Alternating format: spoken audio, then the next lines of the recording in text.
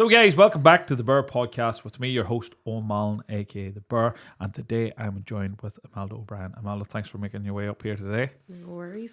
Imedla, before we get going, and guys, as you have become more and more aware of the Burr Podcast, previously the Burr and Scully Podcast, we cover a lot of hard-hitting stories, and today we're going to talk about tragic loss, suicide, addiction, and a lot more topics. So, we always include them in the description below, but if you ever need any help or links before, it's there. But before we get going, one last thing, if I can ask you all to make sure that you're subscribed and your notifications are turned on, it really helps us to get the podcast out there. But Imedla, thank you very much for coming up. And Imedla, before we get in to the nitty gritty, Yeah.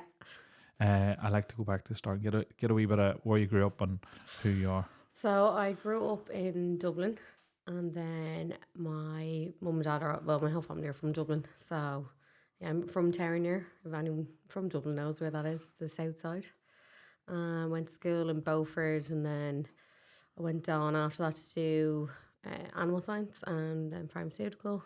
Didn't continue in that, but then I moved to Australia and then opened up my own beauty business. And now I'm back from 5 years of being in Australia. You moved out to Australia. When did you move out to Australia? 2019. 2019. Well, just before the Just world before went mad. yeah. And what was that like? It was good, yeah. It was a lot different to here. The lifestyle is completely different. But yeah, no, it's different. But there's only so long that you can stay away from your family. And being away from them. So You're a home bird ultimately. It's yeah, calling I would be a home bird. So But now, before we move forward till you move into Australia, you suffered a tragic loss. But before we go into that, maybe a bit of background in that there. You were out on holiday, no? oh yeah, so basically we went on a holiday in 2005 to America. So every year my dad would bring us to America because we have our friends over there. And we went with 4 different families. And then we were taking a cruise ship to the Caribbean. Yeah. And then obviously when we went, it was about 3 days into the holiday, my sister fell overboard off a balcony. On the cruise ship? On the cruise ship, yeah. Sadly, she passed away. Yeah, she passed away. What did you call your sister? What? Oh, Lynsey. Lynsey. What age was Lynsey? She was 15 at the time. She was 15. 15, yeah. So, do you want me to get into what happened? Well, look, listen, and I don't like to push you, but maybe more of what. So basically, it was we were out basically for dinner with all the parents and everything, and then my parents were at the bar, but there was a bartender that was serving my parents, and he was off his shift, and then he asked my sister if we wanted to come to the nightclub. Now, saying that it's over 21s in America, so he took 2 of them into the nightclub, which was the other family's daughter, Carla, and she was 17 and Lynsey was 15. So obviously they got into the nightclub, and then he served about 16 cocktails to my sister. And then, but in saying that, he served it through her card, it showed that she was a minor as a kid. And then my dad noticed my sister was missing, so we got my other sister Kelly to go find her with one of the other family's sons, Michael. So when they went to go look for them, the bartender was groping her, and then obviously if they hadn't found her, he probably would have raped her. But then he brought her back to my dad, and he was just furious about her being drinking, and she couldn't even stand. So then we went up to the room, and my dad put her to bed. I had to go to the toilet, my other sister. So it was me, my sister Kelly, and my sister Lynsey in one room. And then my mum and dad and my brother were in the other room. And my dad went in to let my mum into the room. And I went to the bathroom, but as I was coming out of the bathroom, my sister was on the phone. Kelly was on the phone ordering food. Lynsey was at the balcony, and I could see her swaying too much. So then I had to run out, grab her, but I couldn't pull her back over because obviously I was only 12 and she was 15. And then I had to let her go. So then on the way down, when she was hitting the water, the yellow lifeboats that are at the side of the water, she smacked her head off that, so she obviously died instantly and then went into the water. Jesus, that is absolutely tragic. 12 years of age. I can't even begin to imagine how tragic that was for you when you were out there. Well, after that, we had to stay on the boat for 5 days for the cruise ship to turn around. And then we also had some lawyer that was on the boat. But what he was doing, he was selling our newspaper story to the Americans. And then it took us 5 days to get home. And then even when we came home, it was just because it was so big in Dublin in the newspaper articles. There was so many people there for outside our houses for weeks and everything. So For a 12-year-old and that happening, and what age was your other sister? Was in my other sister was 17. So Kelly was 17, Lynsey was 15, I was 12, and Dean was 7. and for your mother and father, like you were out there, and what did the cruise company? What happened then after? When does the ship stop there and the So it search? took them 2.5 hours to try turn the ship around, but they weren't prepared for someone going overboard. So they had to wait till about 7 in the morning to send people out with a dinghy. But they weren't even looking for her body because they knew the captain. My dad went up to the captain. He was like, "There's no chances of finding it." So, what people were throwing lifebuoys over the Yeah.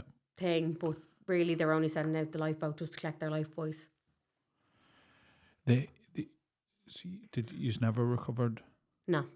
And when your dad went up and the captain, there was no chance.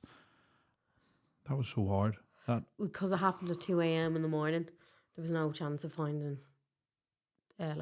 As he said, she could have went under the propeller. Now, if you've seen a cruise ship, it's massive. It is.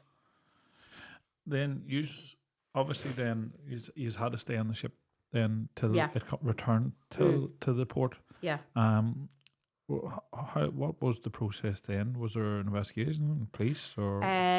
So the cruise ship were actually trying to cover up the evidence. So my dad wasn't going to leave the cruise ship until he got the receipts off the bar, and then I remember the next day there was cleaners coming in trying to clean because there was blood on the yellow lifeboat, and they were trying to cover it all up and everything.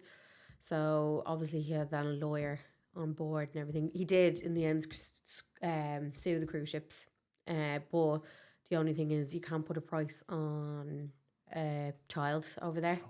So when they settled, it wasn't even enough. Do you know what I mean? But the law in America is it doesn't go towards the parents; it goes to the kids. Yeah. So, but what about the guy that was anyone? What happened was when we had to stop off in Mexico, they let him. The cruise ship covered up for him, and they let him off there. So he ran. So there was no. The cruise ship didn't. Like they have police on board, don't they? They have security. Security don't have police now.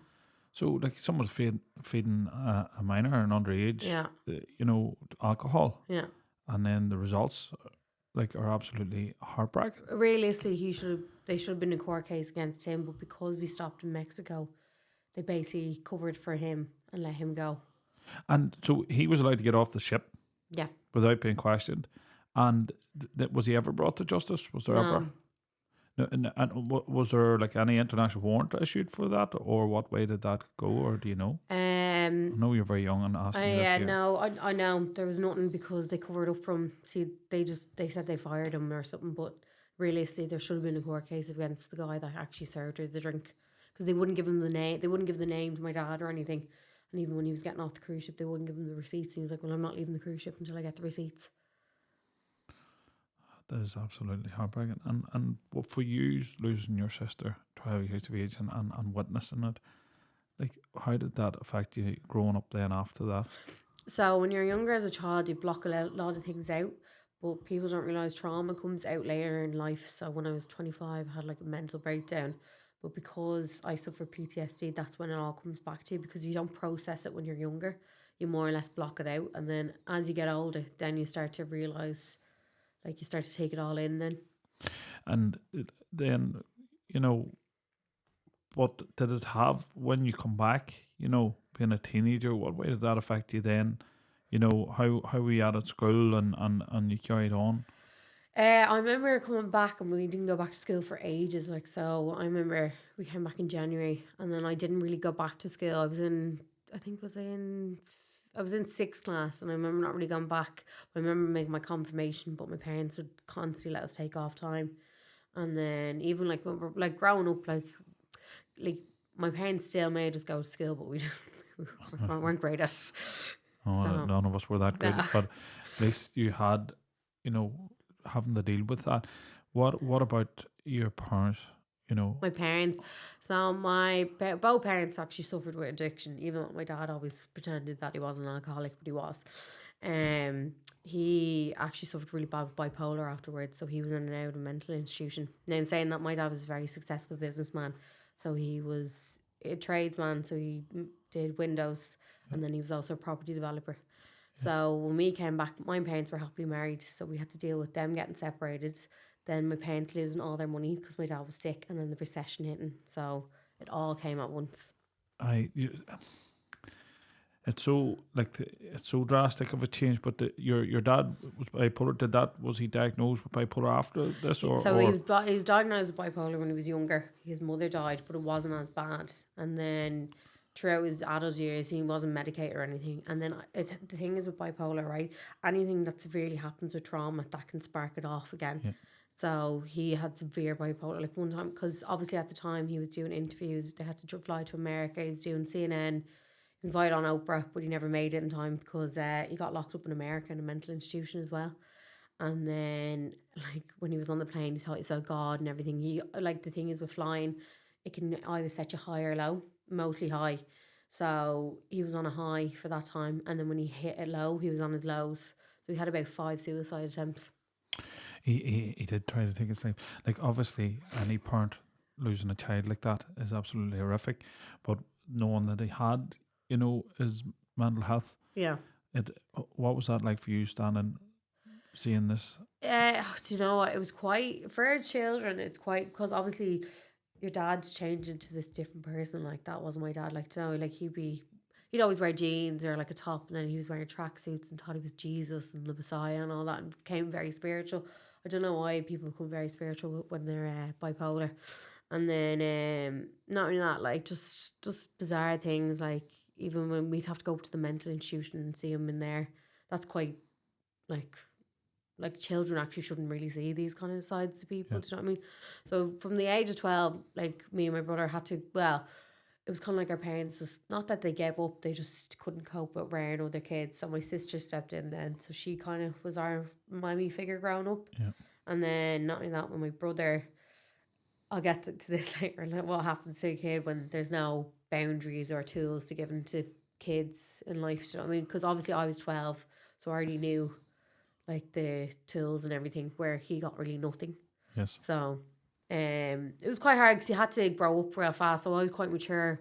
I was way ahead of my friends when I was growing up and everything. Yeah. And then when you were older, then you wanted to leave, was... So no, when I was older, I see, because I would have spent a lot of time with my dad, looking after him and everything, just because you kind of knew there was a time that he's not going to be there because he had about 5 suicide attempts. So and so he was in the depression then, and he, yeah, like he tried to take his life a few times. A few times, like some of them were so severe. So there's one time I was walking home from school and he slit all his wrists and put himself into a blood bath. So he filled the bath up with water, and then I was coming home from school, and my sister was standing outside, but there was blood everywhere, all up the stairs, everywhere. So imagine walking in at that at 16. And then another time he tried to shoot himself in the head. There was a blank in the gun, and he did it in front of, so his apartment was right beside the school that all my friends went to school, and you could see it from the yard. So they all saw him nearly shoot himself in the head. And then another time was he threw himself into the Liffey, and then 2 other times were overdoses. For you then, and you said had your mother experienced addiction at this time, or yeah, so my mum would have been not that I'm slating her, it's just that people deal with trauma in a different way. This is their coping mechanism. So she would have been an alcoholic too, but like that was it. Do you know what I mean? I know a lot of people. I'm saying that. I'm just asking you because obviously that happening. The fact, then the spiral and effect and through your family after such a horrific, tragic accident like that. Your dad. What ultimately then ended up happening to your dad? Oh, he hung himself in the end. Yeah. What age were you then? 19. You were 19. Yeah. I was in 2019. That was in 2013. 2013. Yeah. you were 19, and how did did you hear? Were you there or? No, my older sister Kelly was there, so he rang her. So before he'd ever have a suicide attempt, he'd always text one of us, and then because I think he didn't want his body to be left there, you know what I mean. So he was over in his factory in where he worked, and he said he wrote us all letters to say goodbye, and anyway, and then when my sister got over, she had to get two of the lads from across the road to come help cut him down. You know, it was almost like then, you know, that many attempts and that serious Yeah. side of illness that, you know, were you waiting on that call or? Yeah, so like there was a time where he spent like 6 months in a mental institution, and like I'm not being bad, that's really no life for someone. Do you know what I mean? Being out of a mental institution, and then because he also drank, that doesn't mix well with medication as well. Do you know what I mean? Yeah. So it was either. Do you know what? In saying that, when he was on his high, he was a danger to not others, but like my mum and stuff. But when he was on his low, he was a danger to himself. Yeah. So, And your parents had separated then after when they come back. You've lost your father and you've lost your younger sister. For you, 19 years of age, you know, and what was your relationship like with your mother then at this point? Growing up like before anything happened, we had a great relationship. But then obviously growing up with after my sister and everything, like, cause people grief happens in all different ways. So it was a lot of anger in my family. So obviously my mum and dad, because they had no one to blame, my mum and dad would blame each other because my mum never wanted to go on that cruise ship in the first place. And then I think my dad, he kind of blamed himself a little bit. And then obviously I didn't realise that I did this for years. I blamed myself because I couldn't do any more. Do you know what I mean? Like, so I felt like I had to make a big decision in life when either I couldn't get her back over or else I went with her on the cruise ship. Do you know what I mean? And when you're saying that, you know, you've obviously, have you spoke to someone about this then? Yeah, Because I went to counselling for 2 years. did you when you were younger or? So I've been in and out of counselling. So obviously when I was younger, when I was younger, I've had my own suicide attempts. I had 4 overdoses when I was about 16, 17, 18, and then 20. And obviously then when a minor has an overdose, they have to be put into the John of Gods, which is the kids' mental institution. Now, I wasn't put in there. It was only like an outpatient one. Yes. So I had to see a counsellor then. And then obviously, because the tragic happened, social services were involved. They had to see if the parents like were coping enough to mind other kids. Do you know what I mean? So we did kind of see, but it wasn't continuous. And then I put myself into counselling at about 24. And so, or no, 26. Sorry, I didn't know that you're trying to take your own life too. At that time, what was, you know, obviously there's so much that have happened to you. You know that there. I don't even begin to know how to understand as a young child, and you still are a young child at 12 to try and cope with that.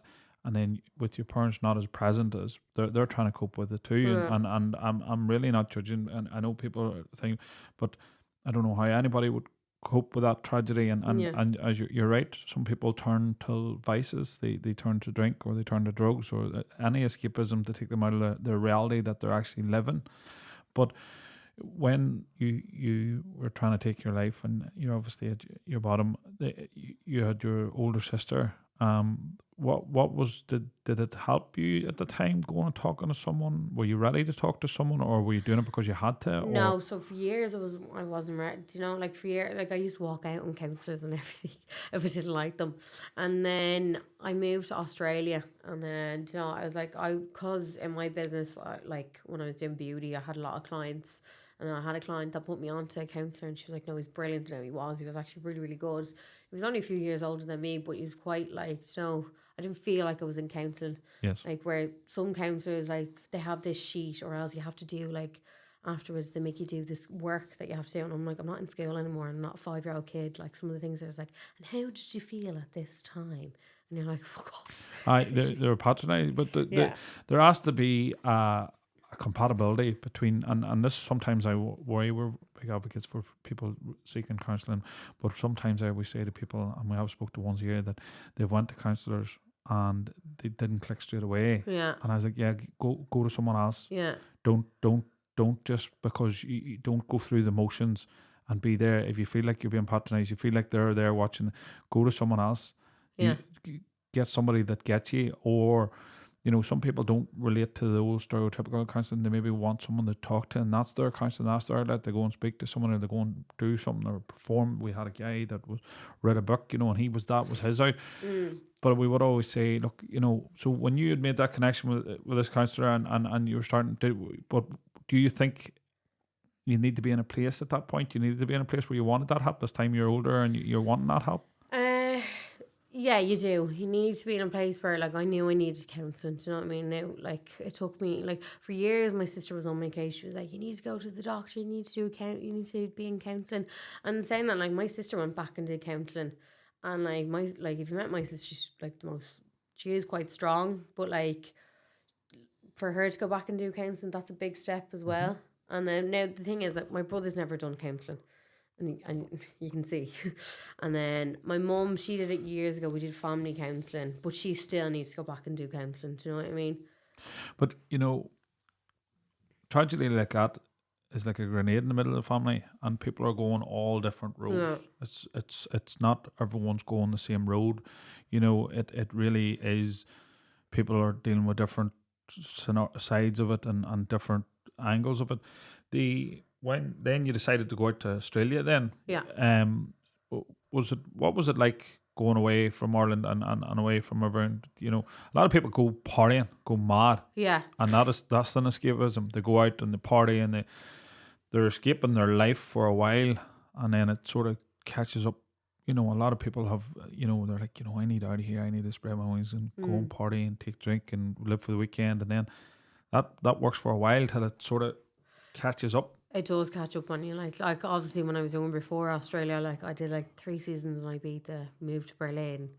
But there's only so much that after a while that, like, when you start to take drugs and do like drink and everything, you can start getting induced psychosis and everything, and that plays into your mental health as well. And then when I moved to Australia, like, it's a different, like, over there it's not partying, it's more about your mental health and everything and the holistic side of things. So I got into, like, when I was over there, I would never think that I'd do this. I got into jiu-jitsu, had a fight there, did boxing for mental health, did a white collar boxing. I would never thought to do any of them.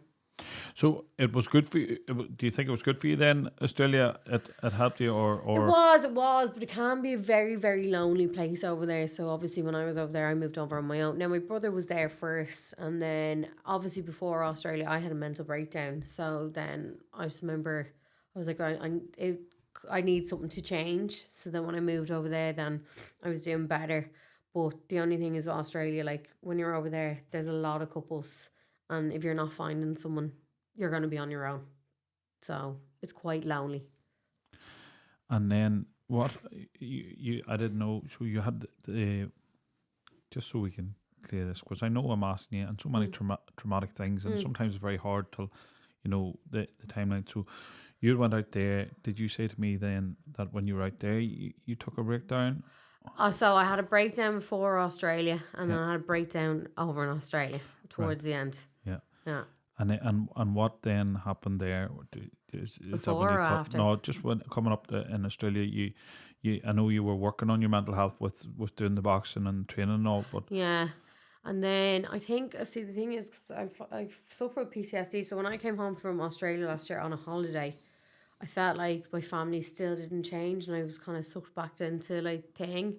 Now it's different this time; they have changed within a year, but I don't know. I just felt at the time I was like, I felt, even because me and my sister, we had our differences, so we never really, not that we get on great now, but just when you're getting it from all angles. So I had a brother that was quite, like, my brother's quite abusive, and then, like, me and my mum got on, my sister didn't really get on. But when you're getting it from all angles where you don't feel loved, I just, like, I go from high to low. I suffer bipolar too. So I had a low episode, but it was going on for a year. And even, like, being over in Australia, like, with, like, people around me, like, I don't know, I just hit rock bottom. And then I ended up throwing myself off the 11th story. You just threw that one out there. I'm sorry. I have very dark humour. So. And I know, and you know something. So, a lot of people that have suffered the trauma that you've suffered, they have a very detachment from the seriousness of some of the events, and that's a coping mechanism. Yeah. But sometimes when you're just in a random conversation and say, well, then I threw myself off 11-story building, and you're Just going to throw that and in I know there. we're laughing, and it's not, we're not making little of it, but and I was going to ask you that had you ever had an evaluation or a thing, because I did see that you were high and low, and bipolar can be something that's in a family. When did you get, before we come back to the when did you get diagnosed with bipolar? See, Or is it something that you thought you had? Or I got diagnosed with PTSD when I was younger. So PTSD and bipolar are quite similar characteristics. And then I got diagnosed in Australia. But then I came home here, and obviously I went to see another psychiatrist over here. But she was like, I just want to definitely check that it's bipolar. Do you know what I mean? Even though it does run in my family. Like my dad has it, my uncle has it. But see, I think because a lot of mental illnesses have quite similarities that they actually can't separate. So PTSD has the same characteristics as bipolar. is it the same treatment? But it's slightly. I know. We're and I always be very, very careful here in mental health, because it's such a complex thing, and as you say, so many of the symptoms and so many of the conditions are very similar, and a lot of them intertwined. You know, PTSD leading to bipolar, you know, like. But you're obviously having high and low things, which a lot of people after PTSD, and it's sometimes the trauma of it just rears its head. You know, again, and. What happened then at that point? Was this you were trying to take your life then? Yeah, so at that point, do you know what? I didn't even think about it. Like, there was one night I came home, and I didn't I came home from a friend's house, but I just didn't even think about it. I just ran for the balcony, and then there I was like, just. It was 11 stories up. 11 stories. I hit the 5th floor. You really need to stop just delivering these. No, I know, but you fell 6 stories then. Yeah. And you've obviously survived. Yeah. But you must have had massive injuries. I broke my left lower back, and then I broke my ribs, and then I had a concussion. So what do you say? And I broke my leg. So I'm sorry, Imedla, because it really is, and I know it's a coping mechanism and the way thing, but like you obviously were in a really dark place. You've thrown yourself off 11 story. What happened then? You've obviously the 5th floor. You've obviously had to go to hospital. Did what was where were you thinking at that point? Then were you glad that? You know, we've had people on here before that have tried to take their life, and they says that they weren't glad that they were, and then where people were like, I knew then, I didn't want I knew that was the changing point. But for you, what happened then when you're in the hospital, when you come round after that? So obviously when I was on the balcony, I woke up then, and I had to call for help. I was on someone's balcony, and then you had come round when you'd fell, and rang for help. Mm-hmm. No, I didn't. I shouted for help. Right, okay. So I woke up. So obviously, when I fell, I blacked out on the way down, and then about half an hour later, I think I woke up, and then obviously. Nobody in the apartment knew that you'd. No, there was no one there. Oh right, okay. There was no one there, so no one knew. So obviously, I landed on someone else's balcony, which was the 5th floor, and then I obviously had to shout for help. And your woman came out of the balcony, and then she rang the police, and then she rang the ambulance. And you know what did you think at that time? Where was your? At that time, I thought I was paralysed. So I was like, I remember getting to the hospital, and I was like to your woman, I was like, can I walk? So. And were you obviously you're in agony? But oh yeah. But you broke your back. I broke my left lower back. I broke my leg, so I broke the bone. There's a big, massive scar there, and then I tore the ligaments, tore the tendons, and I broke the ribs. My ribs. Right. And how long were you in hospital? I was in hospital. Now, in saying that, I was in. So obviously, I was upstairs first, and then they put me into a mental institution afterwards. So I was from the end of January to about April, May. You're 4 months in the hospital. Yeah. And what way did that play on your mental health? You've tried to take your life, and now you've been in the hospital 4 months. Where were you at then? What So obviously I was upstairs first, and then I got moved down to the ward downstairs. They were actually lovely. There was a lot of Irish nurses over there, so you kind of felt like you were at home. And then they had me in counselling, but do you know what? I have to give it to Australia. The mental health team is way better than they are over in Ireland. Like they're just very ahead. Yeah, and so you were getting help. Yeah. And did you come home then when you come out? What did the ones at home? Did they know then that obviously someone's relayed back that you fell or you've tried to take your life? No. So obviously then I went to my doctor here, and then I went to the Crowlin Mental Health Hospital just to see the psychiatrist just for my medication and stuff. But no, they didn't know here. Well, obviously they did. Well, people knew here because it was in a newspaper article, but not the mental side. Then what did you decide then you come home? When was that then? So my visa was always up in June, so I always was coming home in June. And anyway, but my mum flew out. She came I think she came at the end of February, so she could only come for 2 weeks. Yeah. And then I had to wait because my leg got infected, so I had to wait for the infection to clear up and everything. So then I couldn't go home with her. So that was kind of sad because I was like, okay, bye. And then I had to wait for the infection to clear up. And then I also, the only way I could have got out of the mental institution was for my mum to fly over because the state owned me.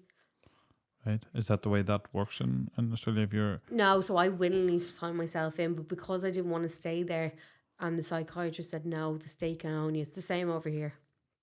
If they don't think you're mental, like if they don't think that you're not well enough, yeah. You've been in and out a lot of the mental institutions, and that sort of brings me to why when we were chatting here before, where, obviously, you when we're talking about the pod and you wanted to raise awareness of the mental health, but where is it now? Where are you at now with everything? With my mental health, it's grand. It's fine now. Like, I needed to come home because, like, when you're spending time with your family and stuff, like, I spent a lot of time with my sister and the kids, but, like, even though I was saying to my counsellor, because obviously he wanted me to get another counsellor that was closer that go see in person because he's in Belfast. Yeah. And I was like, look, Jack, I actually feel grand at the moment. Like I haven't felt depressed or anything since I've been home or anything, where like for a year, like he was trying to get me to go home, but obviously I kept pushing it out. And I just wasn't happy. Do you know when you're just not happy in a place? And I should have went home earlier, but then I felt like home wasn't the place either. But then now that I'm being back now, I feel like it is. See, in all these scenarios, how much has alcohol got to play with, when you're the attempts on your life? I actually am not really a drinker. You're not? And I know I asked that because the reason I asked that, sometimes the medication for bipolar and then the drinking, as you said before, has such a toxic effect. And it just seemed like, I don't know why, and maybe that's a stupid prejudgment of mine to think that, you've come back from a night out, that I don't know why. And no, I was sober that night. You're sober? Yeah, I was sober, yeah. I know, people always ask that. I don't know why. Because you know what? Because we're not probably, and that's probably a naivety of mine, that I'm not educated enough to realise that people's just in such a bad place that this is their thought process, as in, I needed, in my mind, think it was a clouded judgment, and I think that maybe that's why people think like that there. It's probably just a naivety, or like we're not educated enough in the mind that when people aren't well and they're mentally unwell, it's not alcohol that's made that, or it's not. I know that in some scenarios it intensifies that. Intensifies it, but it's not like when people are like, even like, there's been time, like, like when people are like, oh, it's the alcohol, the drugs. It's not the drugs. They're just a coping mechanism. They're what we, like, people cope with. Like, they, like, without the drugs or alcohol, you still feel the same. Do you know what I mean? But it does intensify it. That's it. Yeah. And so you don't drink. So now you're working with the mental health team closer to you in Dublin. Yeah. And you're saying, How have you been now? How have you been coping with all the things? Have you addressed the things and the PTSD? And it doesn't go away. PTSD is never No, it leave doesn't you. go That's away. a lifetime Yeah, diagnosis. Obviously, it's a lifetime. yeah, But dealing with the events that have happened in your life, yeah. how are you feeling about them now? In what way do you look at them now? So obviously when I was younger, like growing up with them, we didn't like I kind of I pushed them to the back of my mind, so I never talked about them. And then when I went into counselling, like you go back to things that you forget about and they come out and everything. But like once you go to counselling and actually get through them, like obviously I'm sitting here now and I can talk about it as if like nothing's happened to me. Do you know what I mean? You kind of get to that stage where like I don't get upset, you know, when you're talking to people and they're like, "Oh my god, I'm so sorry." And you're like, "It's grand, it's fine." You're comforting people Yeah, and of your story. yeah, And I can understand that because I have seen so many people that have had such a traumatic thing and they tell it.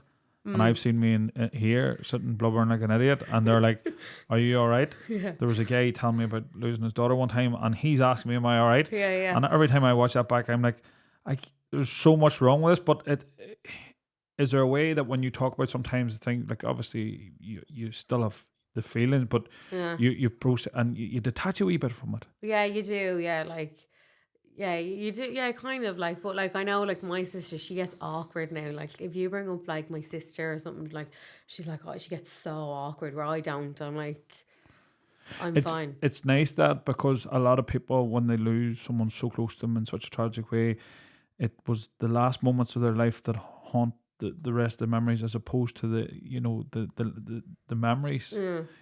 And that is sometimes the hardest thing about a tragic loss is when we think back to that person, it's hard to remember them and to remember the laugh, remember them talking to you and how you felt because the tragic the tragedy, it sort of steals some of that away. Yeah. And for a long time, for people, until they actually speak to someone and learn to not I don't know, it's not coming to terms. I don't think you can ever come to terms with a tragic loss like that. But it's learning to live on past It's that. kind of learning to cope with it. You know, learning to actually cope with it. Like I remember there was this guy and he was like, his dad died or something, but he's like making out as if he was over his grief and trauma. Grief doesn't go away. It comes out all different stages of your life. Do you know what I mean? Like, and I was just like, well, no, you're completely wrong there. Like, do you know what I mean? He's still trying to work through it, Yeah. and he's trying His to is kid still himself, fresh. Do and you know what I mean? he's still kidding him. And the thing is, like, you can't outrun these things. We have seen people 40, 50 years later, it just come back like we've had people on here, that have suffered trauma and they masked it, they blanked it, they never thought about it, they never thought about it for 15 years, but it's never been outrun. Yeah. It at the weirdest times and the weirdest triggers Yeah. and it's just there.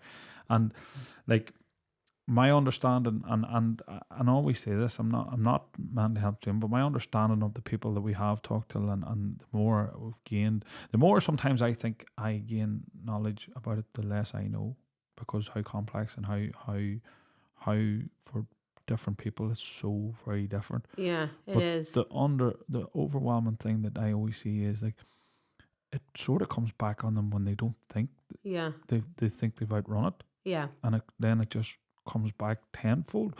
Would it be like that when you were in Australia, or was it Oh, so accumulation of things? I Or? see, because like obviously growing up, when I was growing up, I didn't really have like a mental breakdown. Now, the reason why I took my first overdose is because I couldn't cope with my parents being separated and them having partners. And then I remember my dad come back from Thailand with his girlfriend's name on the side of his leg. So I kind of did that as a spite to him. And then the second time, it was like my friends didn't really understand mental health at the time. And I kind of felt like, I remember one girl, because I was suffering with my depression, she turned around to me and goes, I can't cope with you anymore. So I'm just going to take a step back, which is really harsh for some, because I counter it being like, I feel very suicidal. She's like, I don't want to listen to it. So then I remember, because I was quite sensitive growing up, and then I remember seeing all my friends out for dinner and I wasn't invited. So then I remember taking an overdose then. And then later on in life, then obviously then I went to a wedding Oh no, what happened was, this is what happened. I got triggered when I was about 24, 25. So our friends that were on the cruise ship that were American, they moved back to Dublin. So then we had them, and then I had to go on a holiday with my dad's family, so I had to see all his brothers, and that was all very triggering. So that kind of just all brought up things, do you know what I mean? And then that's why I got put into a mental institution then, because my mum, I was kind of going high a bit. So my mum put me in for one, but I was only there for about a week just so that I'd sleep, because I wasn't sleeping. So sleep is a big part of us. If we don't get our sleep, like, that's what sends us high. And then when I was in Australia, Can you just, not to interrupt, but can you explain when you mean send us high? so high you become, so you either go high or low. So high, it's kind of like a euphoria kind of stage, basically. Like, so you overspend, you can become very spiritual, just kind of like, you can become psychotic, and then Is that with the lack of you're not sleeping at all, not and sleeping, you yeah. start seeing things? Yeah, or not seeing things. You start making up things in your head that you think are real. Right, okay. So like, and then like, I remember this woman, she was bipolar and she was on a high and she bought a hotel. So like, that's what you have to be careful of. Like, even like our other friends, our other friends, he takes control of his wife's bank accounts just in case, like, when she is on high, because you just overspend. Just no inhibition to the wind. Yeah.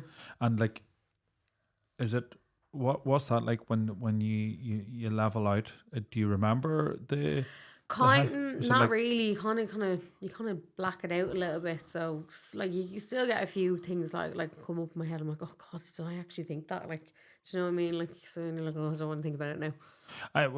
like, is it like when Like, you I thought I was gonna buy all my friends' houses and everything, and like stuff like that, and then like, just like little things. Like, I remember one time I thought I was away on holidays, my friend got kidnapped. There was nothing wrong with her. we're laughing at that now, but that, like, it's not a funny, and it's not, but it is. No, It's random. We laugh about it now too, but it's all right. Like, You remember the time we were away in Tenerife, and I thought, geez, they kidnapped you and the cartel took you. oh yeah, like, it's just stuff like that. But it is good that Yeah. and that you can make light of some of the You stuff, have to because make a joke out of and them. 100%, and I've had some of the best laughs with some of the worst stories Yeah. in here, and then people are like, is that right that we were laughing here or thing? But it's sometimes, Imedla, the way you've delivered some of the ones, we would just be like, you'd be like, oh, I take 1 sugar in my tea, I fell 11 stories, and I'm going here on Tuesday. My counselor, I swear to God, he loves coming on the sessions with me, because I do have a break in his like, he's like literally laughing the whole way through. He's like, I don't mean to laugh, it's just the way you tell it. I'm like, I know. No, but it was deliberate, because you're like this, and I go, just when my friend first got kidnapped. But it and sometimes that's not bipolar, that's personality. I know, Some that's people are my just random personality, and just fire things out. But for you now, what how do you protect your mental health now? What steps do you take? Do you know what? I got a lot into, like, so even when, like, I had a friend in Australia, she was a trauma coach, and like, so like, I got into like doing Reiki, and then like, she made me, like, we did paddle yoga and all that stuff. So like, I tried to get like in the gym and like doing saunas and ice baths. Like, I know it's like, everyone's like, ooh, the holistic things, but all those things kind of help. And then even like, because my dad's side of the family, they all would have suffered with addiction, but like my auntie, she's been like sober for about 10 years. And then her kid she does physio and everything. So like, if you hang out with people that are more like that side of things, instead of people that are like the other side of my family, are like, they're like, no, actually it's not my mum's side of the family, but like my dad's side would suffer a lot with addiction, but they're all sober. Yeah. Even like my other cousin, he's been sober 15 years. And then when you have those kind of people, role models in your life, you kind of start to lean that way.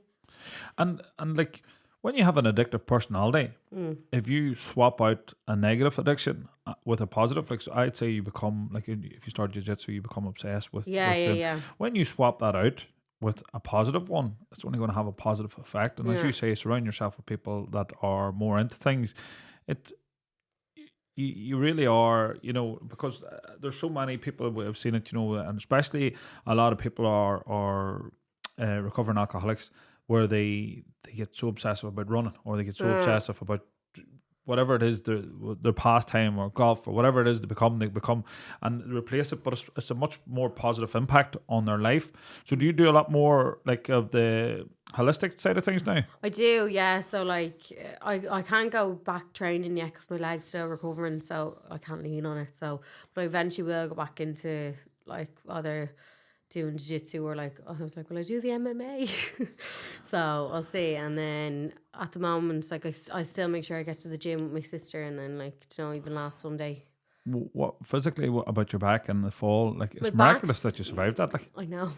My back is still gives me a bit of hassle. Like at night time, it depends. Like if I like sleep on certain, like if my sister's house, like one of the beds, like I get like these like it's like a weird nerve that like I can't breathe, and then like even when you turn around, it doesn't go away. So like I have to get up and walk around and then lie back down.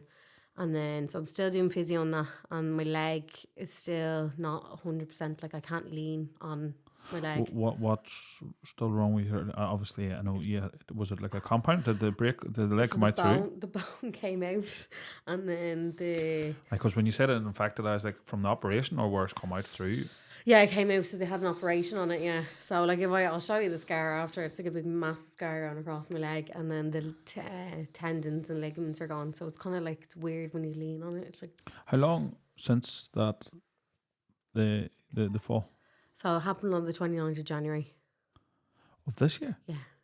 Shit. Yeah. Because I always be mindful, and like you've come a long way now, obviously from January, it's nearly a year ago. But I always be wary that it's very soon after that, and you're still recovering physically. Yeah. But like when you're talking, you're so calm and collected now, and you're doing these things. Is good being home? What about the relationships with the family now? What way are they? They're going? good, yeah. Like me and my sister, we don't spend a day apart. Like literally, she'll ring me about 20 times a day, but I don't mind that.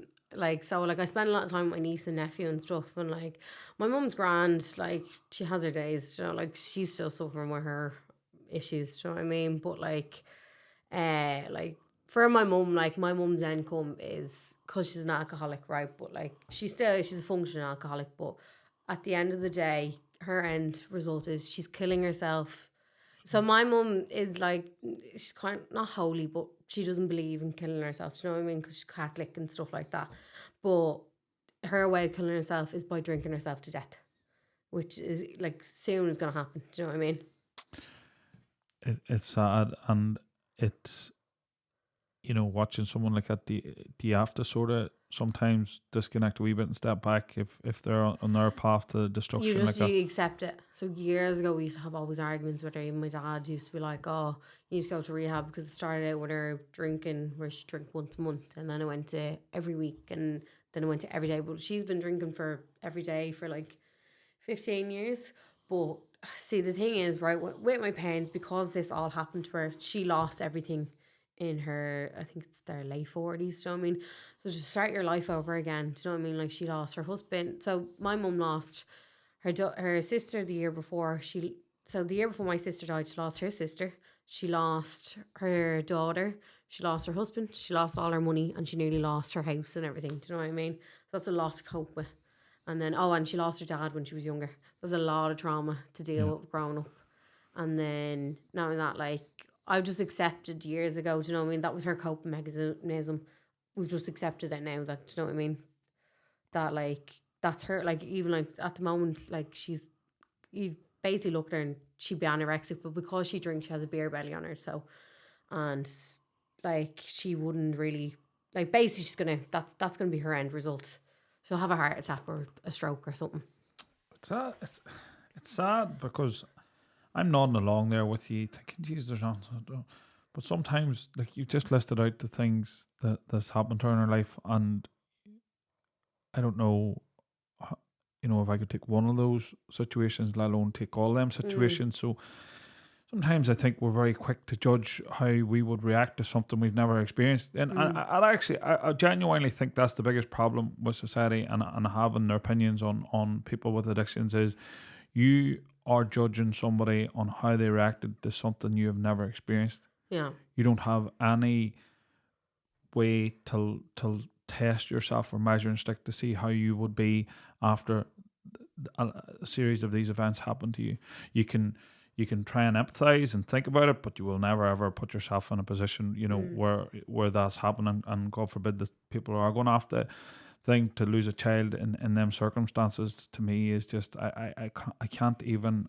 And it's probably a protection thing where I don't try and put myself in that, because I can't even begin to think what it would be like. See, no one can really understand how when they lose a child. Do you know what I mean? Even I can't understand. Do you know what I mean? But like, my sister has 2 kids, and she could understand if she lost one of her kids. Do you know? She was like, she can think about it. Yeah, she can think about it, but she wouldn't understand it. Do you know what I mean? Because I've seen me here listening to ones talking about losing their child, and you can think about it. Yeah. And it's probably a percentage of the pain of the actual thing happening to you. You know, and that's why I always think, and I had a very, very clear view on addictions. I thought these people were so selfish, and the more I've learnt about it, and the more I sit back, and sometimes I still have that old. And I think it's Ireland, I think it's the way we are. We have this, like, when people are addicted to drugs, you're like, could they not get a job? Could they not get themselves clean? You have, but you don't realise that the addiction is secondary to actually what's happened. It's the mask of it's, and this is what we were talking about, like homeless people and here, and that have addictions, and they're like, what do you help first? Do you help their physical addiction, or do you help the mental problem that's caused the addiction so that they can stop? And it's such a and what actually happens up here is everyone turns a blind eye to addiction. It's almost like, it's a taboo that we could do with. It's because people aren't educated enough in it. You have to realise addiction is an illness too. That, over the years it is an illness.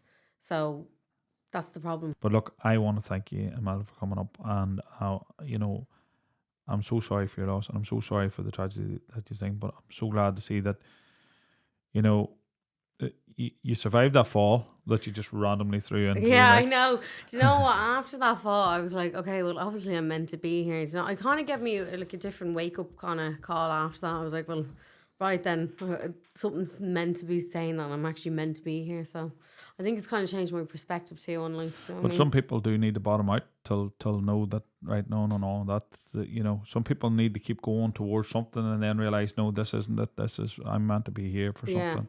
So that better be the bottom out.